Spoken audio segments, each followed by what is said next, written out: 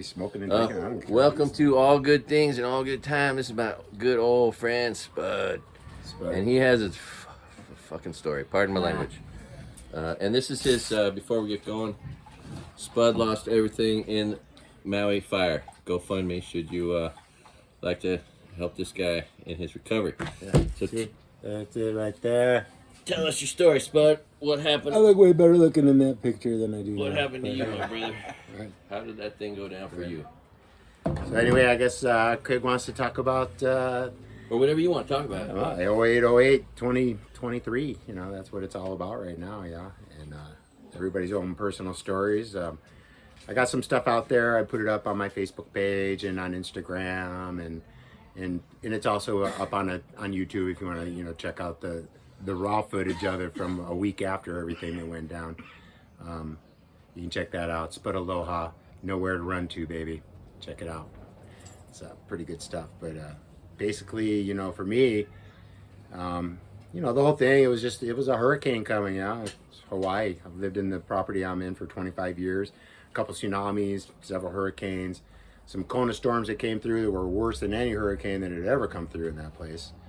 And so, just expecting, high winds and maybe some rain and some stuff going to happen, right? So about 4:30 in the morning on the 8th, power goes out.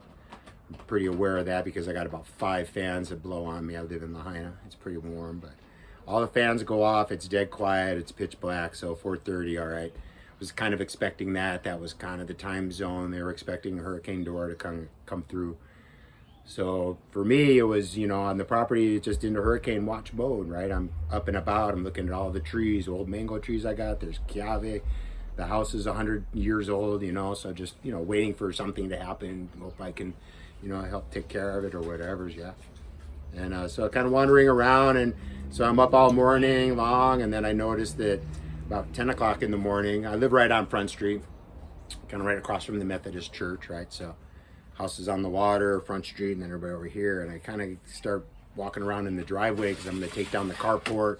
Wind's starting to get really bad, trees blowing everywhere, and just noticed that the road is just getting jammed. It's like packed, north and south, right? North and south going. So I'm I don't really know what's going on, but hurricane coming around, already got 60 plus mile an hour winds hitting, and obviously they had problems up on the highway, so it's kind of a natural thing when shit goes down on the highway, you redirect traffic down onto Front Street. So obviously that's what they had done, but all of a sudden it's packed and they're not going anywhere. So, I'm like out and everything's going down and everything's happening. 11 o'clock or whatever, and I'm screaming at people, what are you doing? Why are you on the roads? What are you doing? Nobody's going anywhere in any direction. There's no power. There's nothing going on. There's tourists.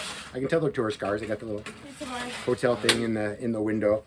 So we just kind of, I'm just kind of bewildered. I just can't figure out what's going on. And then, as the day continues, about 4 o'clock, I start seeing big black smoke coming up over from behind the church.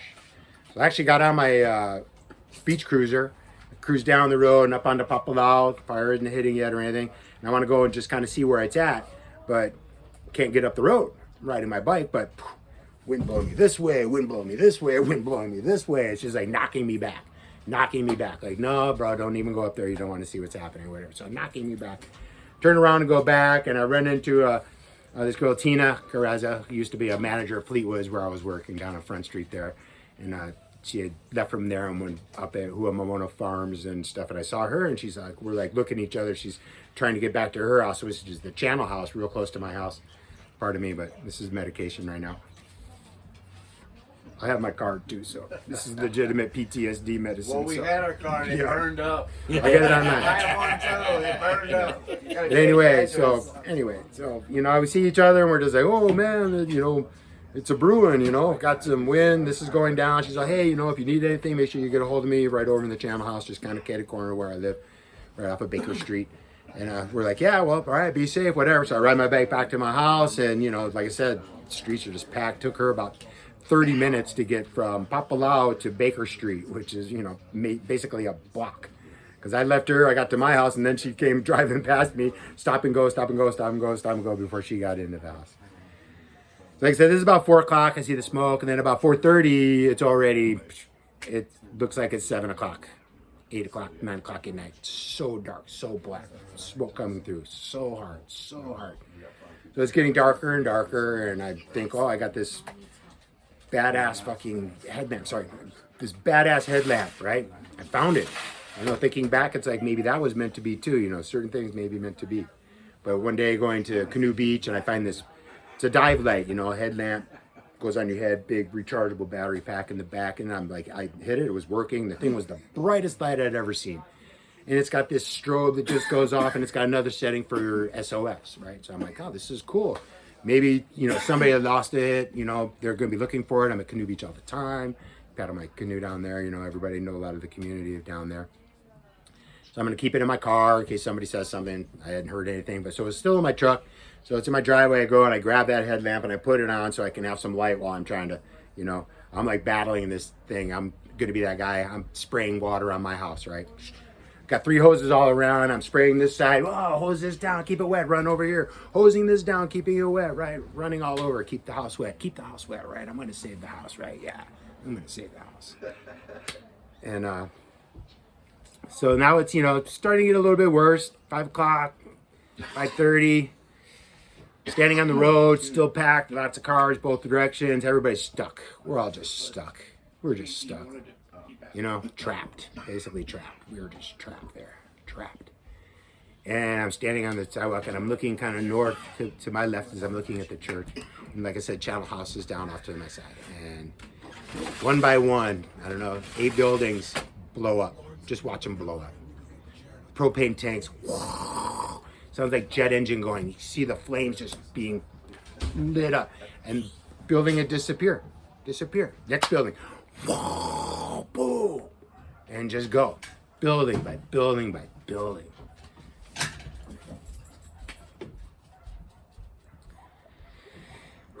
Sorry.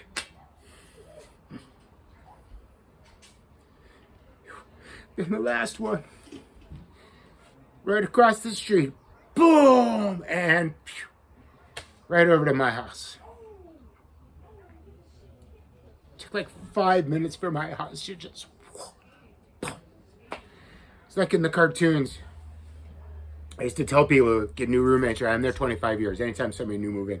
One thing you cannot do here, smoke cigarettes. Because I don't need a cigarette to drop somewhere. This house will flash. I go, you see a Bugs Bunny cartoon or something, and you see the house where it goes on fire, it flashes, and it's just the ashes and stuff, and it drops to the ground. Yeah, I was always afraid of that. That's exactly how that went down. It took no time. 100-year-old single pane house, no time at all. Just boom. While it was flaming on, it was boosting me out. Luckily, I'm right on the ocean, so I can jump off the seawall. And I'm in the ocean. I swim past the end where the Lahaina house is and get to where the main part of the seawall is. And this is kind of between my house and where Bubba Gumps used to be. If anybody knows Lahaina town, down that seawall area there. And I get around the corner there, and I climb out of the water, and I'm checking. I got the light. I got my shorts. I got my tank top. I thought I had my phone and my wallet. And I reach into my pocket, and I have my phone, but the wallet was gone. Somewhere when I jumped in and was swimming that first part of it, it was gone. So I'm climbing out, and I noticed I have a text message from a real good friend who, actually, this is the house that they blessed me to be able to come up and stay with. Dear friend Lauren and his parents, Uncle Charlie and Mary. They, you know, have taken me in and taken my brother Savar in the whole menagerie. It's like they've really opened up, which is awesome. But he sent me a text and he said, hey, you know, Savar says that if it's too smoky at your house, you should, you know, head over to his house. You know, it's not too smoky over there. And I said back, my house gone. So it was gone. 6 o'clock. It was already gone. But I climb out of the water and I'm like, oh, hey, it's not smoky at Savar's house. Oh, I know he's on the other end of town. So maybe the fire hasn't gone that way. Maybe it's just down on my side of town, right? So I'm going to kind of like climb up and over, and I'm going to just take off, and I'm going to see if I can get there. There's some footage that I put up of where I ran. I don't even know why I took video, a couple of seconds of video. I got 1, 9, and 18 or whatever, but just the flames of the old longies and the old Bubba Gumps, and I'm looking up at the corner. If I can get to Wainea, I'm running to Savar's house. Everything's going to be good. Get over there. Boom. Out of it, right? And look up there. No, not going to happen. Nah, flames. It's already just towering inferno. So this is stuff you can't even see this, and you don't see it in movies. Like if somebody could have been down there and filming this kind of shit, the fucking Hollywood would be loving the fucking fire footage. Because I seen fire footage like, and I almost was like hey, waiting for the bell. Bring, all right, cut. That's a wrap. Perfect. Shut off the fire. And everything would just drop down like you see on a movie set. But nah, that shit wasn't gonna happen. So I kind of tried to take off, and it was like, no, that escape, and I don't know. I'm thinking self-preservation. I don't know if that's bad or what, but at the point, it's like, Darwinism, right? Survival of the fittest, right? I don't have any other family there, and it's for me, some of our guys are my family, so I'm like, get into my family. I am getting there, right? I'm getting there, getting to the family, one way or another.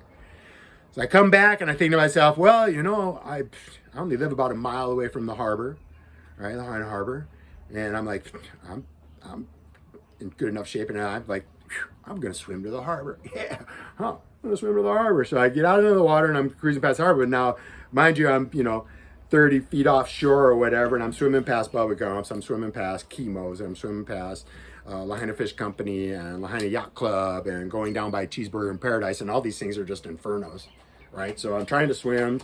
Side stroke's the best thing, easiest way to go.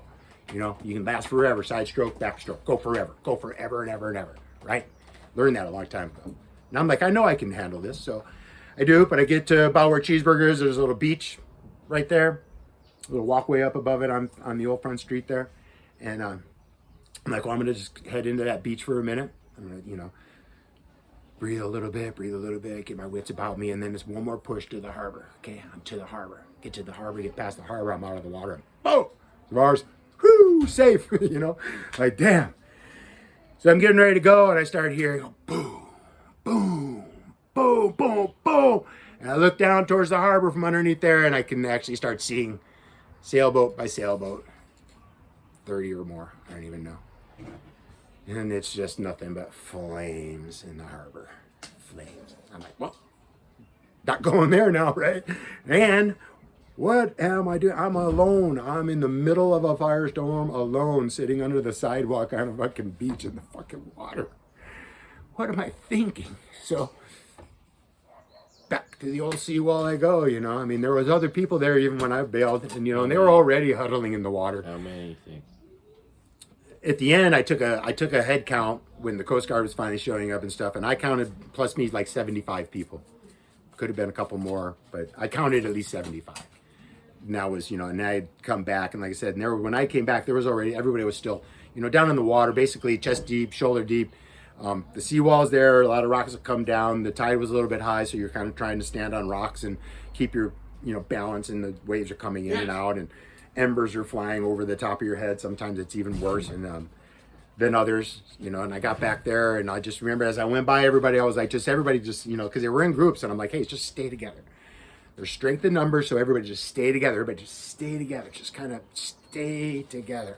Be as one, And so I went down. It's in and out of the water a little bit, just waiting. The outlet malls that the video footage that I had of the fire, the outlet malls and the old Tommy Bahama, or what used to be Hard Rock back in the day, hadn't quite gone off yet. That was kind of the last bit of the buildings that went down there.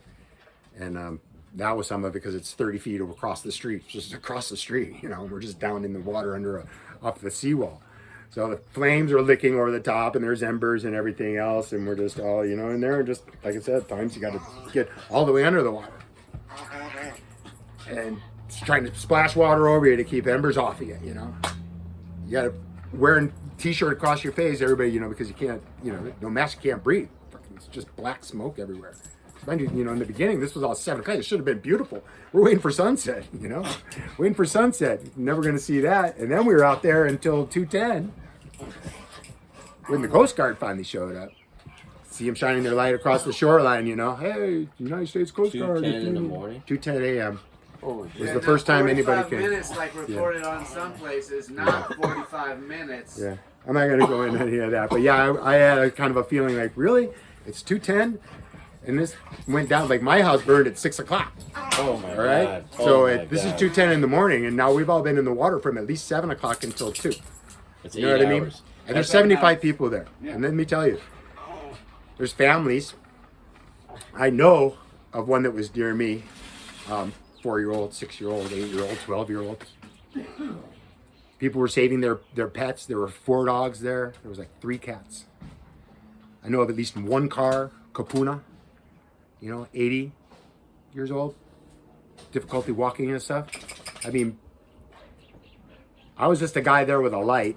There was another guy there that was helping one of the ladies that could barely walk, carried her on his back down into the water.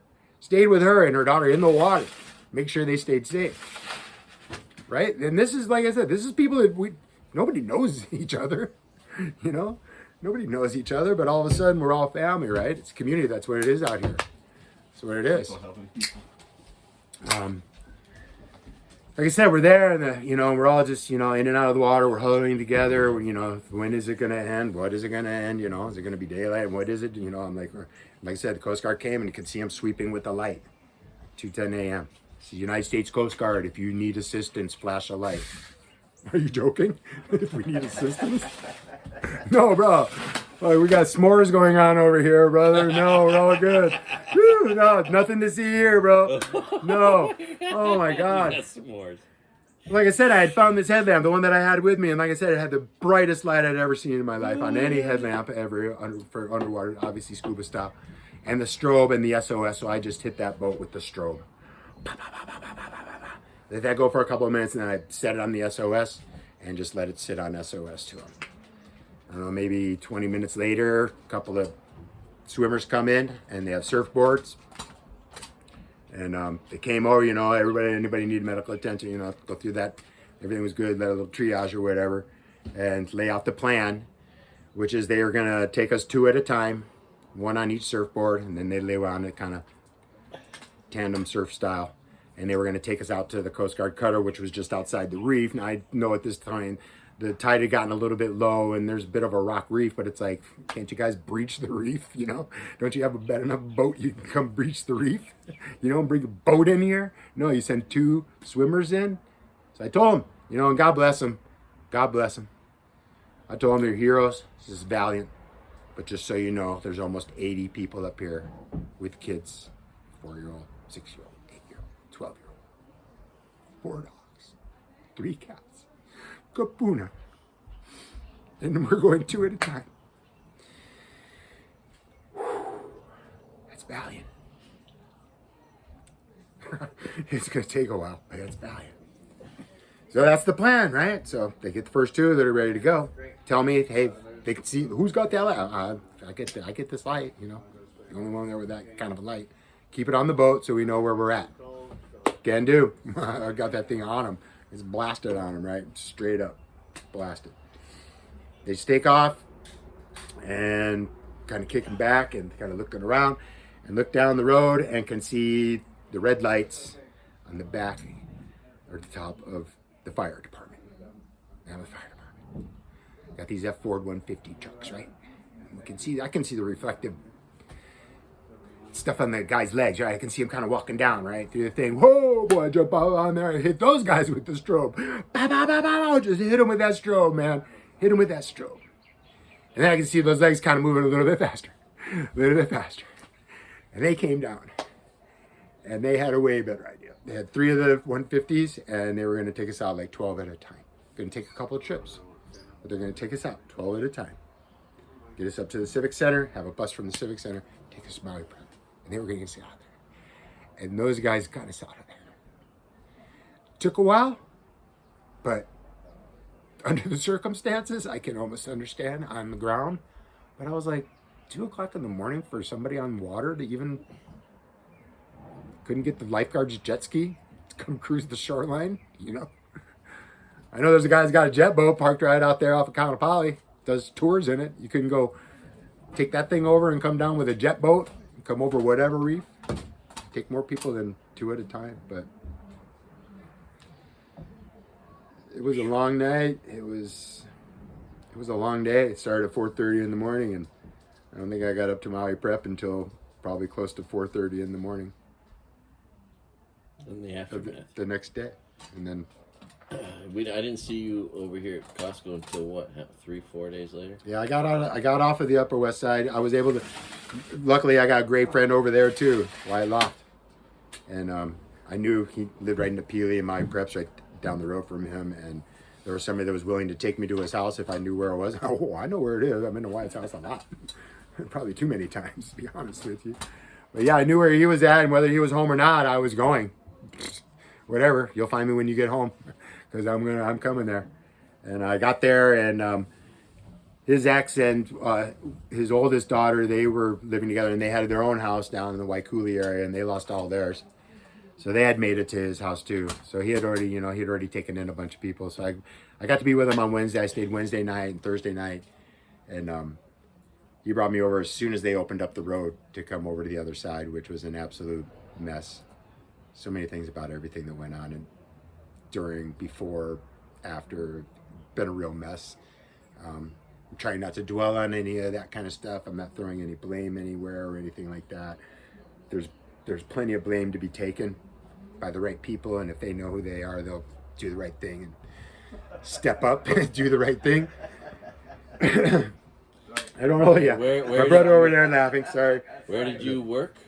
I was at Fleetwood's on Front Street. And what happened to your job? And yeah, my job went up in see flames. In the news lately that pissed you off? Oh, there's just been some stuff, there's been some talk, and like I said, I'm not throwing shade on anybody. I'm not here to do that. Sorry, I didn't mean to bring I'm trying to keep the negativity out of it. There you go, yeah, I need the positive vibrations. I need to move forward. You know what I mean? I need to continue the thing forward. It's all about. What he had said and whatever it was, and what other people are saying about what he had said is whatever it is. I worked there for about 7 years. I had a great time. I worked with great people. You know what I mean? Cool. Right on. They took care of me. I got nothing to say about them. They were Canadian owned. There you go. So you got that going. So wait, I wasn't going to throw shade, but no. Anyway, that was the whole thing, and like I said, I was able to. Here, I was able to get out. We're up here in Kula, a little isolated. It's a little different for me. 25 years in one house, basically in Lahaina town. That's my life. Reborn, re-raised Lahaina. I came from Mammoth Lakes, California. Shout out to the peeps back there. Oh my God. They have shown me so much love and gratitude and support, and just, it's been amazing. So I can't even say enough thanks to the people like that, yeah. And everybody, there are people I don't even know. Like I said, kind of the story that I had, if you want the real raw version, yeah, you can go and check it out. It's on Spud Aloha, nowhere to run to, baby. So I got to tell a story of the day before this all happened. I'm working at my job on the last day my business is ever in business, because they closed since this.